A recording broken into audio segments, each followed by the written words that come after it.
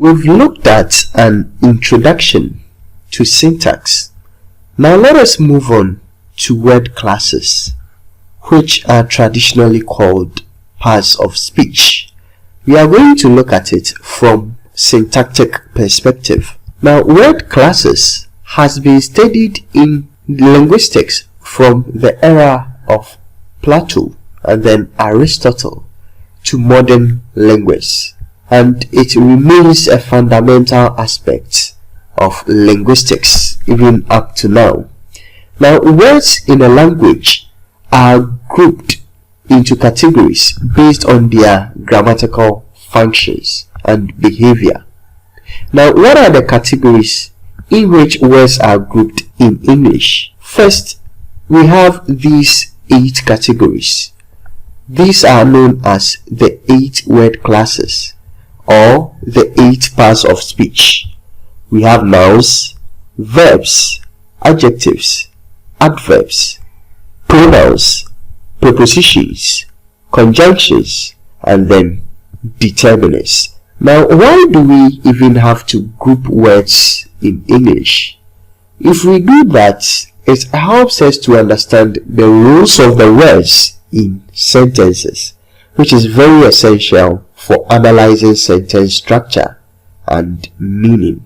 Now, word classes are grouped into 2. We have major word classes and minor word classes.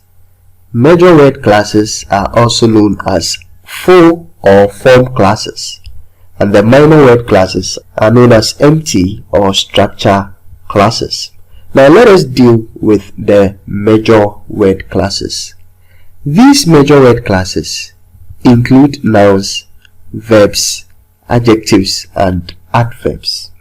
They have independent meaning. Why are we saying that?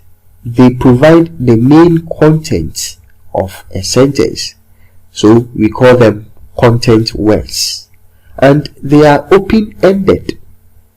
Major word classes are open-ended, meaning new words are added daily to nouns, verbs, adjectives, and adverbs. So due to technological inventions and cultural terms, we can have new words being added to the categories that we have here.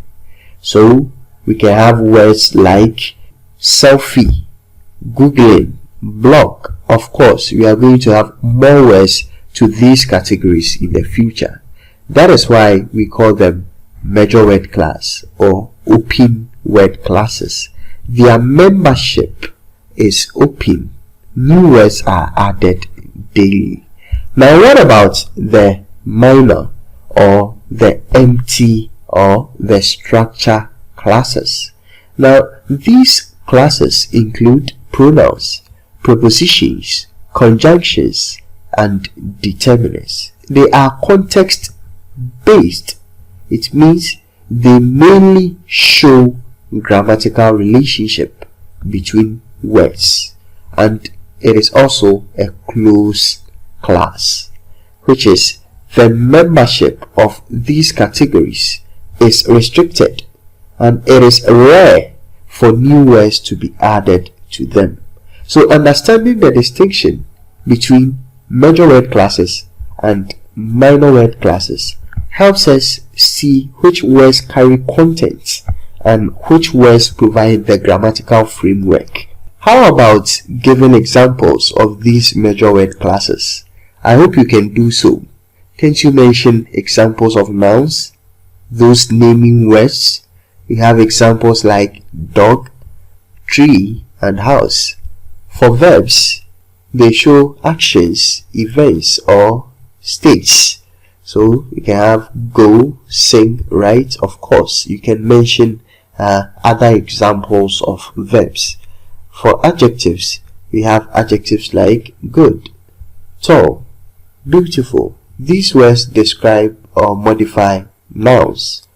And we have adverbs, words that modify verbs, adjectives, or other adverbs. These definitions are from the semantic point of view, that is the meaning of those words. They are not syntactic. So for adverbs, we can have examples like quickly, faithfully, neatly. Now, there is something that you need to know about these major word classes. That is, they have flexible forms. They change their forms to express number, whether singular or plural. They change their forms to express tense.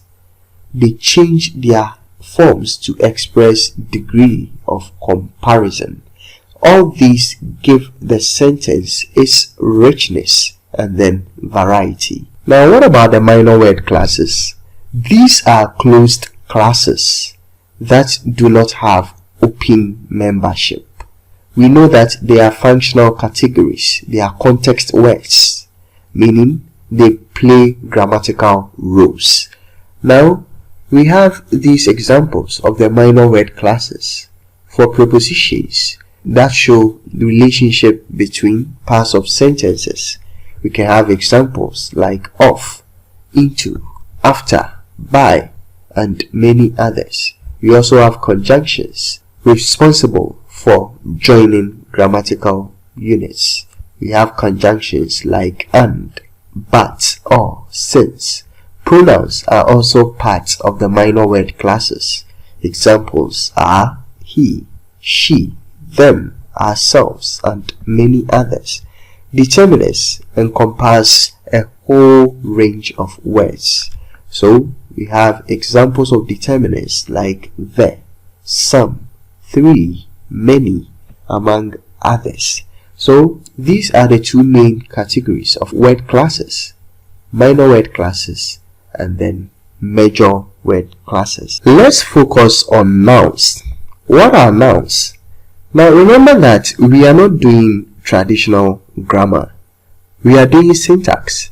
Therefore, we are not going to define nouns as the names of people, places, or things.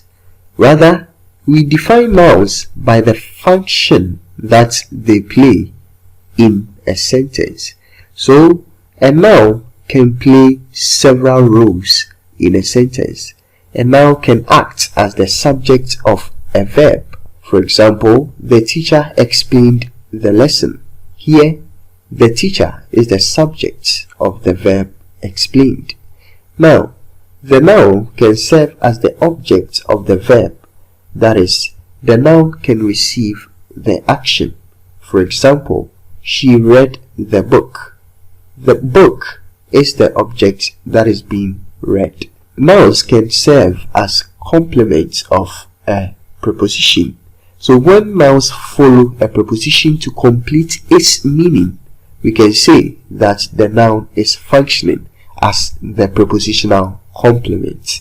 A noun can also function as an appositive to another noun. This means the noun renames or provides more information about another noun. For example, if we say, my friend Kwame is very talented. Kwame is an appositive giving extra information about my friend. So understanding the functions of nouns helps us analyze sentence structure and see how nouns interact with other words in syntax. We have many different subclasses of nouns, and I hope you know many of them. I have not listed all of them in this video. Now, when we say proper nouns, they are specific names given to entities.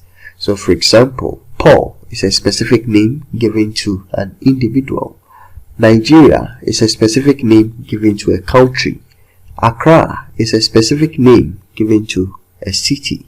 So, those are proper nouns.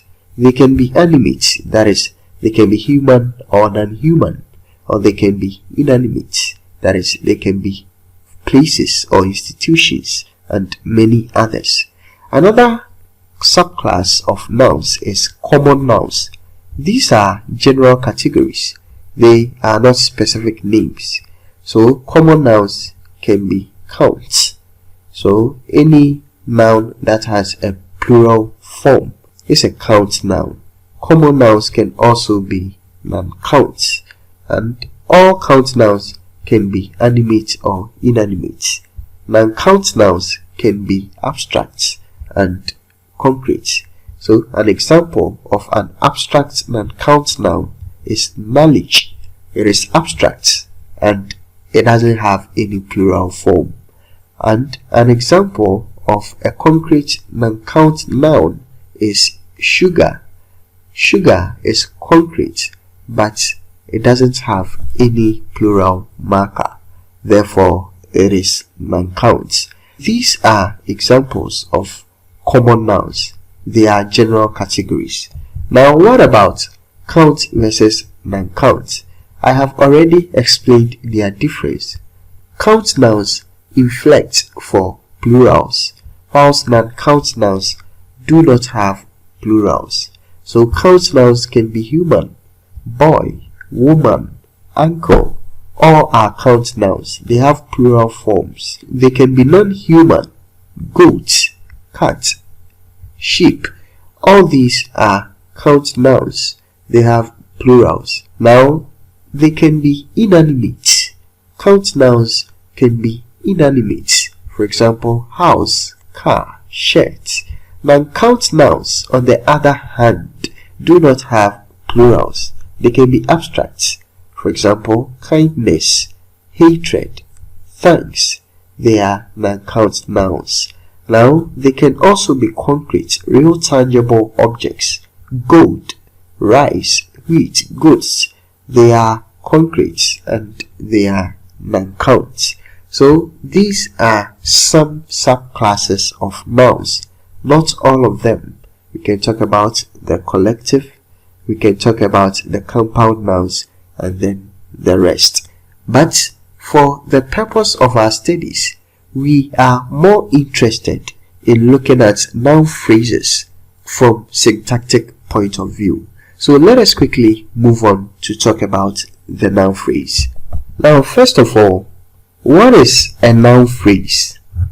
A noun phrase is a group of words built around a head word, and the head word is usually a noun. So the head word, that is the noun in the noun phrase, is compulsory because it is the main word that the phrase is about. So here is the structure of the noun phrase. You can have a noun phrase with only the head. Here is the structure of the noun phrase.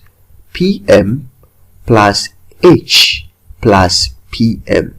PM stands for pre-modifier. So those items that occur before the head. Now, the PM after the head is called the post-modifier.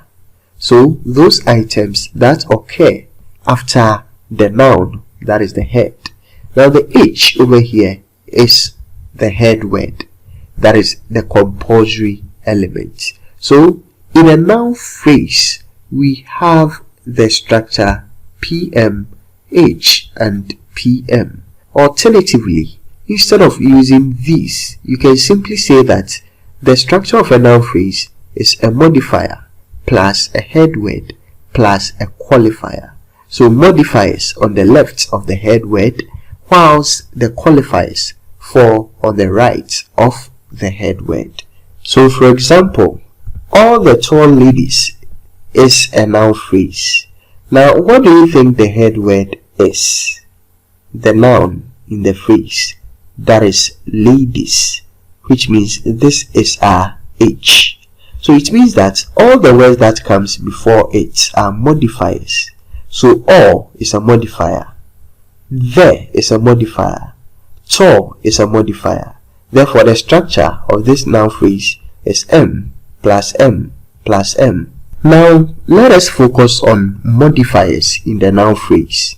Now, we saw from our structure that modifiers occur at the left of the noun head, which means that they modify the noun head. Now, what are the category of words that can modify the noun head? For example, if you have boy, which words can come before it in a noun phrase? Now, here are the types of pre-modifiers in a noun phrase. determiners which show reference or quantity can come before the head word. So determiners, for example, the, you can say the boy, some boys, all boys. Now adjectives can also come before the head word. You can say tall boys, beautiful girls. Now nouns can also come before the head word. So it means that in a noun phrase, nouns can also modify nouns. For example, school teacher. In this case, school will be modifying teacher. Or farmers market. In that case, farmers, the possessive, will be modifying market. Adverbs can also modify nouns. So you can say the then manager.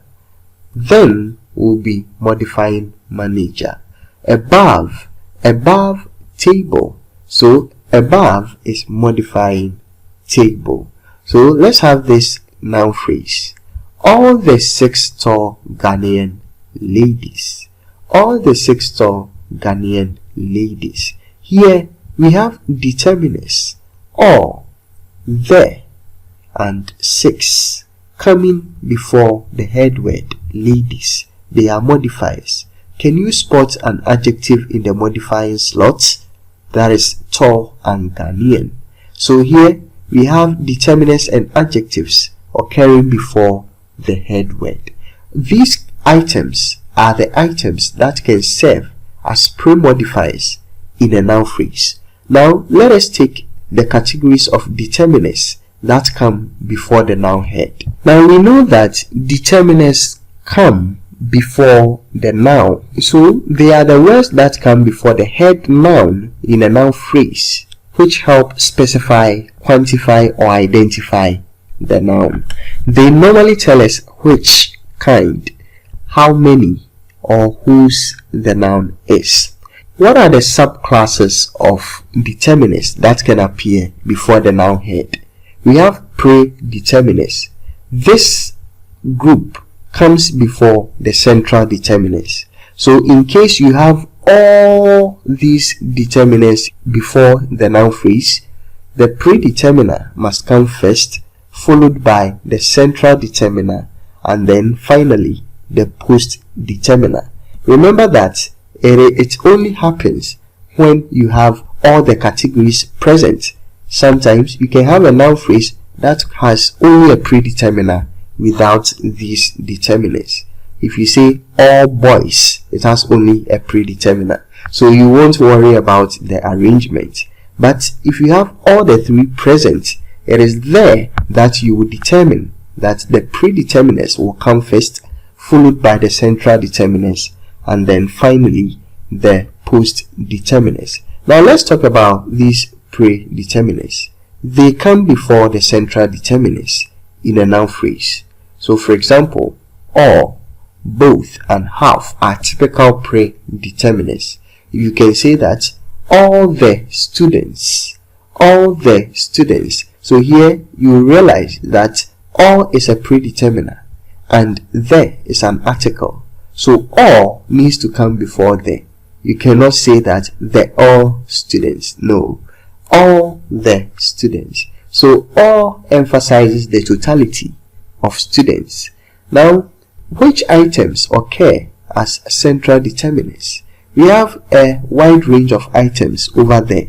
After predeterminers, if you have an article, it serves as a central determiner. Demonstratives are also central determiners. So articles like a, the. Demonstratives like this, that, these, those, they are all central determiners.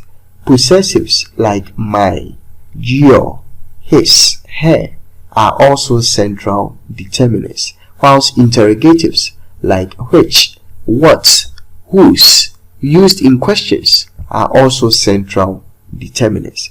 When it comes to post-determiners, all numbers, whether ordinals or cardinals, are post-determiners. Quantifiers are also post-determiners. Now, one thing to know is that determiners generally appear before adjectives and before the head noun.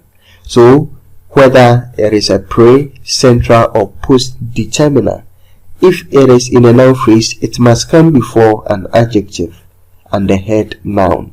So for example, all the three tall Ghanaian ladies. Here, all is a predeterminer, the is a central determiner, three is a post determiner. It came before tall Ghanaians, which are adjectives, and then the head noun, ladies. So when you have all the determiners present, they come before the adjective. So they appear in the pre-head position. It also comes before the head noun. So these are the categories of central determiners. We have articles, a, an, and then the. So you can say a boy, an apple, the boy. All that you need to take note is that determiners appear before the head word and before any adjective.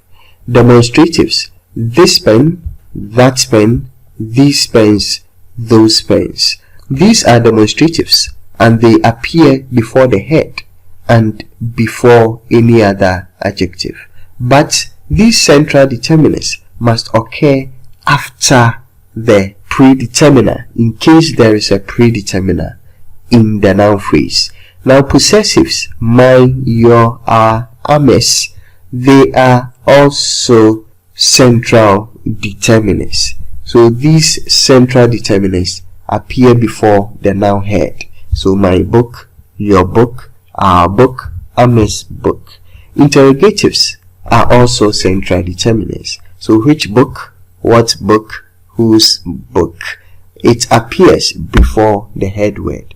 That is why we say that determiners modify the noun head. They come before the noun head. Now what about post determiners?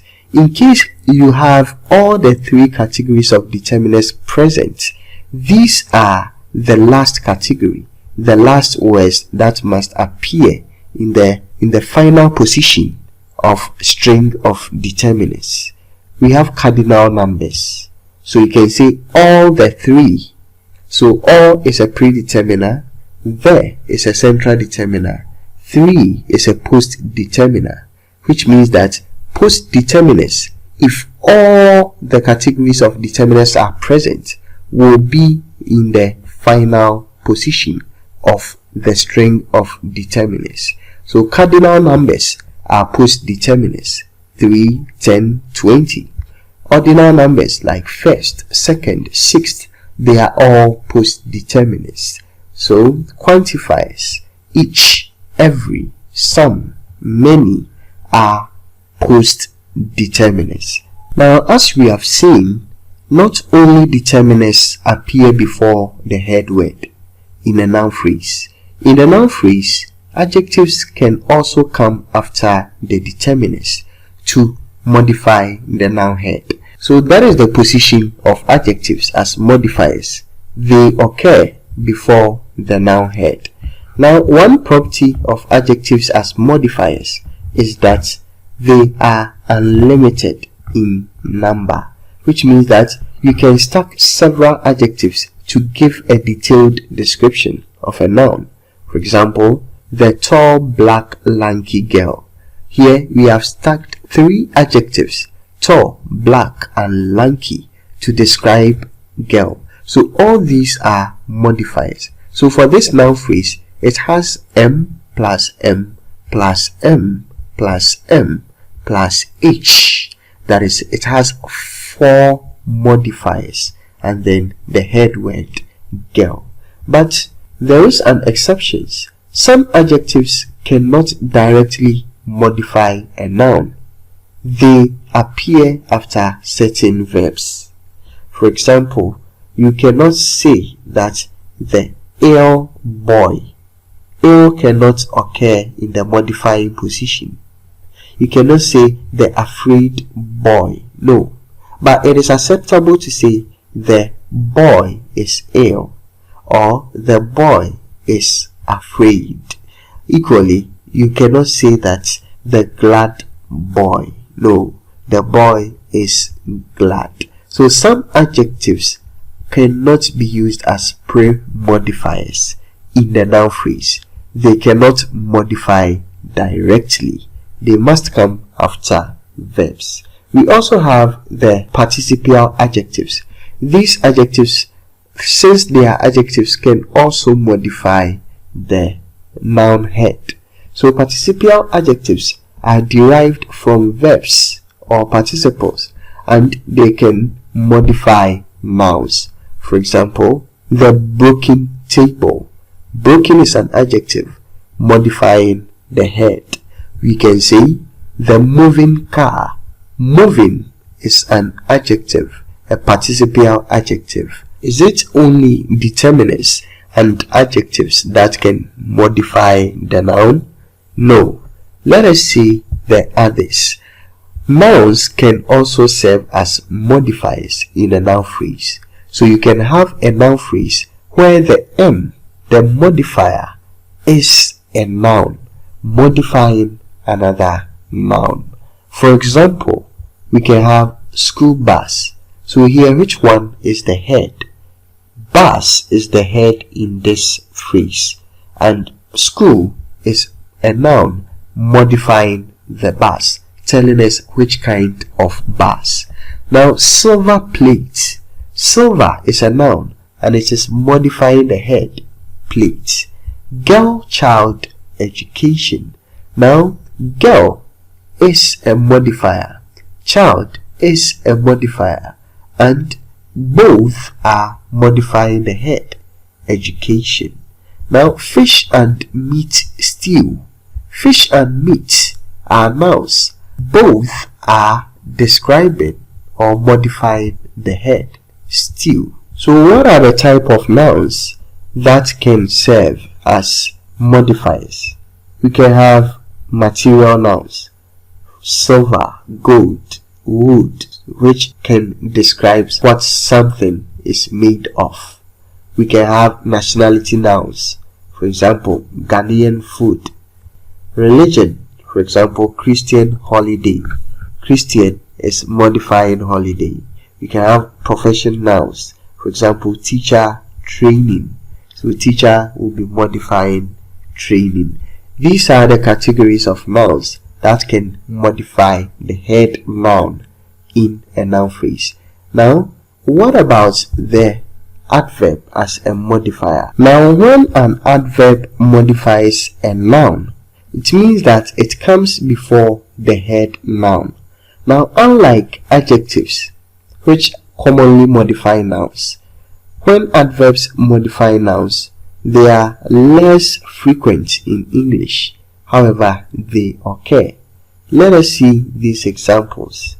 The then headmaster.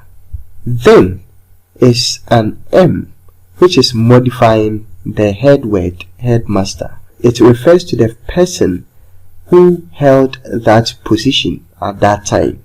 Then headmaster. Here, the above instructions. Above is an adverb and it is modifying instructions, indicating which instructions are being referred to. Now, the outside Bob. Outside modifies Bob, specifying the location of the Bob. But these occurrences are very rare. Using adverbs as noun is not as common as adjectives or using nouns to modify other nouns, but grammatically they are acceptable, especially in formal and precise English. So in summary, adverbs can also function as pre-modifiers to give extra information about nouns, especially telling us about time, place, or position. Now we are done with the pre-modification of the noun phrase by determiners, by adjectives, by nouns, and by adverbs. Now let's talk about the head word. Now we know the items that can come before the noun head. Let's then discuss which words or categories can function as the head word in a noun phrase.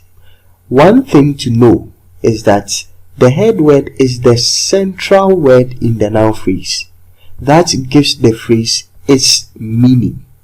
So every noun phrase must have a head word.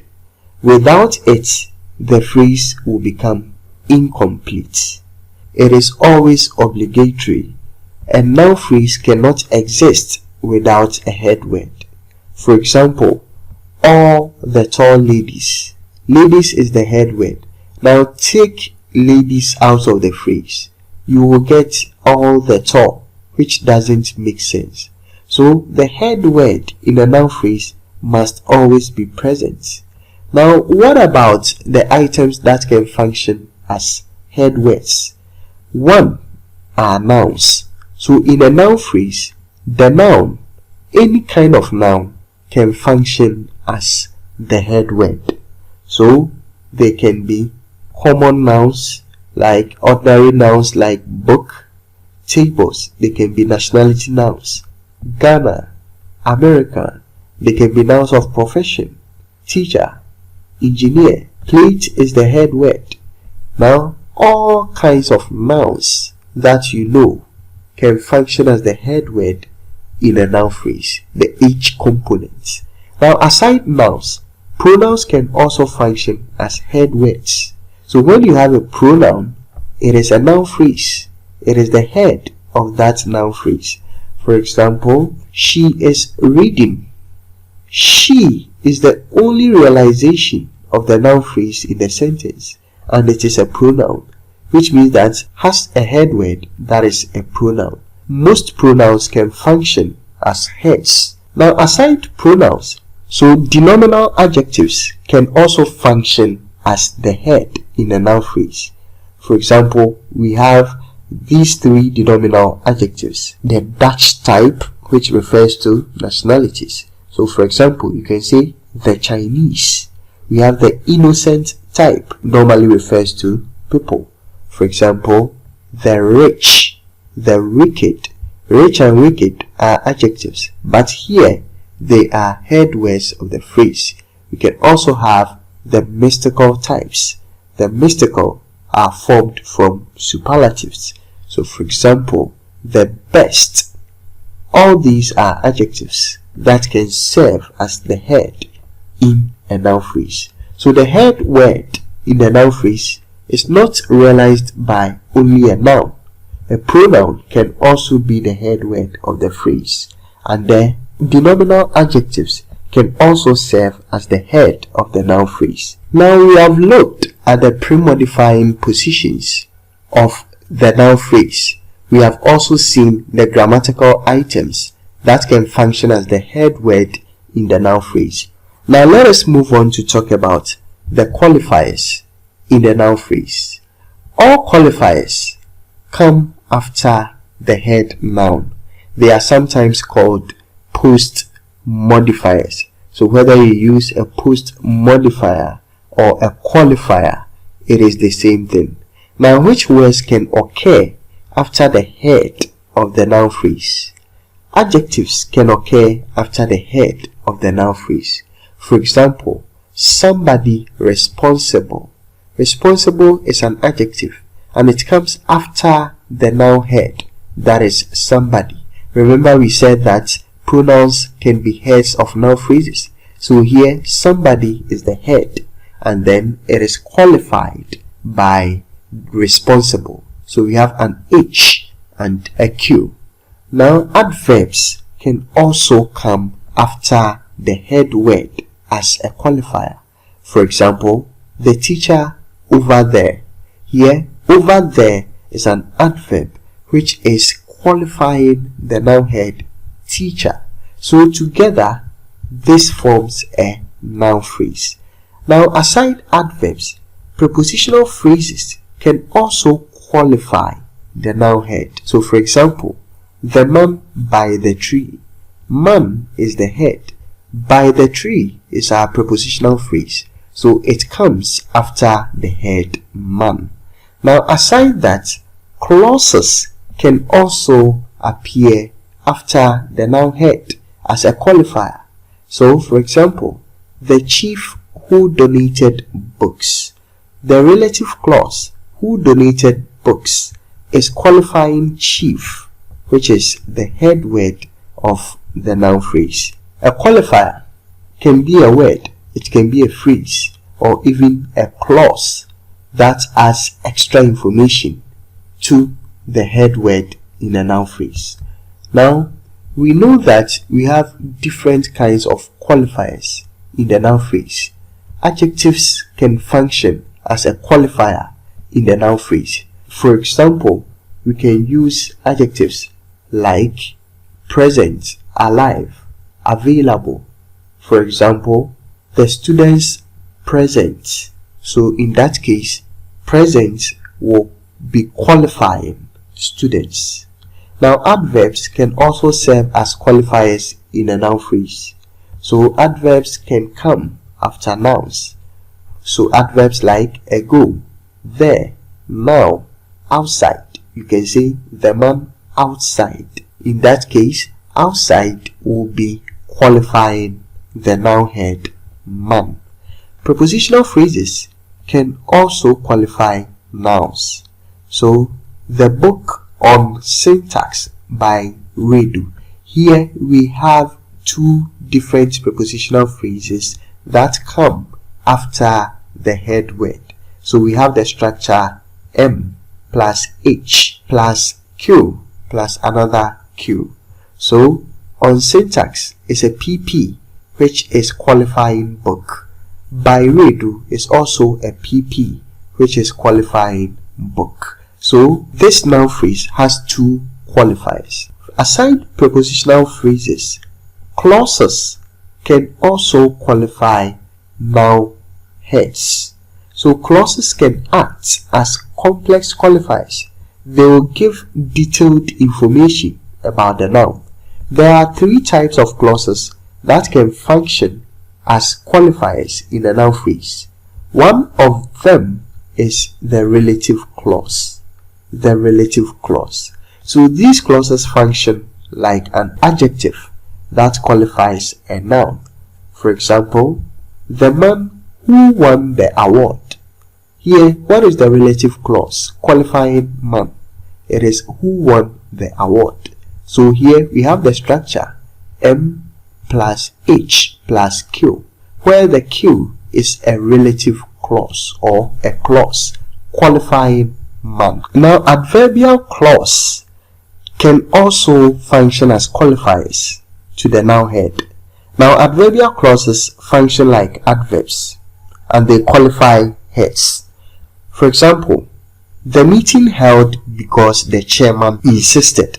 Here, the adverbial clause because the chairman insisted qualifies the noun head, that is meeting, giving us more information about the meeting that was held. Now, the nominal clause, that is the clause that functions as a noun, can also serve as qualifiers in the noun phrase. For example, the idea that students can succeed with hard work. Here, that students can succeed with hard work is a nominal clause which serves as the head noun's complement. So it comes after the head noun as the head noun's complement. So it is in the qualifier position. We have an M plus H and a Q. So these are examples of qualifiers